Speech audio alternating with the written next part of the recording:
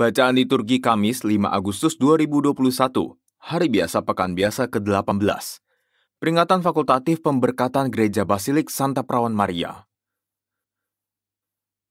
Bacaan dari Kitab Bilangan. Pada masa itu sampailah segenap umat Israel di padang gurun Zin pada bulan pertama. Mereka lalu tinggal di Kades. Di sana Miriam meninggal dunia dan dikuburkan. Sekali peristiwa tidak ada lagi air minum bagi umat. Maka berkumpullah mereka mengerumuni Musa dan Harun. Mereka bertengkar dengan Musa, katanya, "Mengapa kami tidak mati binasa pada saat saudara-saudara kami mati di hadapan Tuhan? Mengapa kalian memimpin jemaat Tuhan ke padang gurun ini? Mengapa kami dan ternak kami harus mati di sini? Mengapa kalian memimpin kami keluar dari Mesir dan membawa kami ke tempat celaka ini? Ini bukan tempat untuk menabur. Tidak ada pohon ara, anggur, dan delima. Bahkan air minum pun tidak ada." Maka pergilah Musa dan Harun meninggalkan umat. Mereka masuk kemah pertemuan dan sujud. Lalu mereka berseru kepada Tuhan, "Ya Tuhan Allah, dengarkanlah seruan umat-Mu, dan bukalah harta bendamu sumber air hidup, agar mereka dipuaskan lalu berhenti menggerutu." Maka tampaklah kemuliaan Tuhan kepada mereka. Tuhan lalu bersabda kepada Musa, "Ambillah tongkatmu itu dan bersama dengan Harun kakakmu, suruhlah umat berkumpul. Katakanlah di depan mata mereka kepada bukit batu itu, supaya memberikan air. Maka engkau akan mengeluarkan air bagi mereka dari bukit batu itu dan memberi minum umat beserta ternaknya." Musa lalu mengambil tongkat itu dari hadapan Tuhan, seperti diperintahkan Tuhan kepadanya. Sesudah itu Musa dan Harun mengumpulkan jemaah itu di depan bukit batu. Berkatalah Musa kepada mereka, "Dengarkanlah hai orang durhaka, masakan kami dapat mengeluarkan air bagimu dari bukit batu ini?" Kemudian Musa mengangkat tangannya lalu memukul bukit batu itu 2 kali dengan tongkatnya. Maka keluarlah banyak air sehingga umat dan ternak mereka dapat minum. Tetapi Tuhan bersabda kepada Musa dan Harun, "Karena kalian tidak percaya kepadaku dan tidak menghormati kekudusanku di depan orang Israel, maka kalian tidak akan membawa umat ini masuk ke negeri yang akan kuberikan kepada mereka."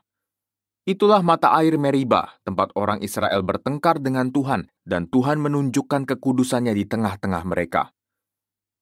Demikianlah sabda Tuhan, syukur kepada Allah. Pada hari ini, kalau kamu mendengar suara Tuhan, janganlah bertegar hati. Pada hari ini, kalau kamu mendengar suara Tuhan, janganlah bertegar hati. Marilah kita bernyanyi-nyanyi bagi Tuhan, bersorak-sorai bagi gunung batu keselamatan kita. Biarlah kita menghadap wajahnya dengan lagu syukur, bersorak-sorai baginya dengan nyanyian mazmur. Pada hari ini, kalau kamu mendengar suara Tuhan, janganlah bertegar hati. Masuklah, mari kita sujud menyembah, berlutut di hadapan Tuhan yang menjadikan kita. Sebab dialah Allah kita ini umat gembalaannya dan kawanan dombanya. Pada hari ini kalau kamu mendengar suara Tuhan, janganlah bertegar hati. Pada hari ini kalau kamu mendengar suaranya, janganlah bertegar hati seperti di Meriba, seperti waktu berada di Masa di padang gurun, ketika nenek moyangmu mencobai dan menguji aku, padahal mereka melihat perbuatanku. Pada hari ini kalau kamu mendengar suara Tuhan, janganlah bertegar hati. Haleluya, haleluya. Engkaulah Petrus, dan di atas batu karang ini akan kudirikan jemaatku, dan alam maut takkan menguasainya. Haleluya. Inilah Injil suci menurut Matius, dimuliakanlah Tuhan. Sekali peristiwa Yesus tiba di daerah Kaisarea Filipi. Ia bertanya kepada murid-muridnya, "Kata orang, siapakah anak manusia itu?" Jawab mereka, "Ada yang mengatakan Yohanes Pembaptis, ada juga yang mengatakan Elia, dan ada pula yang mengatakan Yeremia atau salah seorang dari para nabi." Lalu Yesus bertanya kepada mereka, "Tetapi apa katamu, siapakah aku ini?" Maka jawab Simon Petrus, "Engkaulah Mesias, anak Allah yang hidup."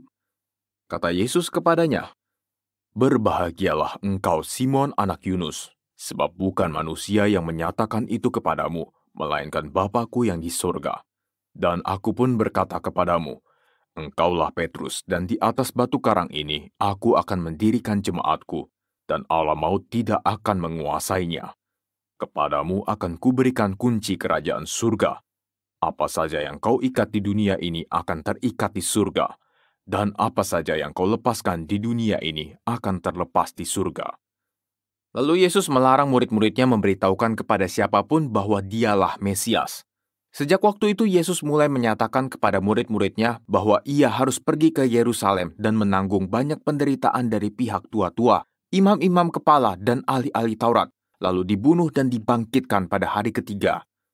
Tetapi Petrus menarik Yesus ke samping dan menegur dia, katanya, "Tuhan, kiranya Allah menjauhkan hal itu.